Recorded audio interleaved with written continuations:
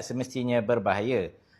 Malah bila stres ni kita bagi dalam dos kecil pun, sebenarnya stres ni boleh buat kita lebih fokus. Dia ikut pada seseorang individu. Stres ni boleh jadi sama ada kita boleh down, jadi menurun prestasi kita, ataupun kita boleh menaik. Okey. Macam contoh mungkin bos kita menekan-nekan kita, macam saya lah kerja dekat office kan.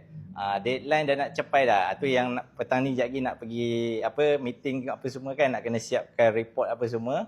Tapi dalam masa yang sama pun saya tak mengambil stres tu sebagai benda yang negatif lah.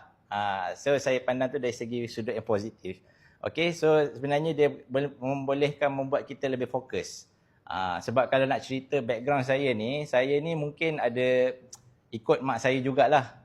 Maksudnya keturunan yang suka buat kerja last minute. Tu saya dengan mak saya lah lebih kurang. Kita geng lah kalau gitu. Cuma bezanya saya adalah orang yang buat kerja last minute sentiasa siap.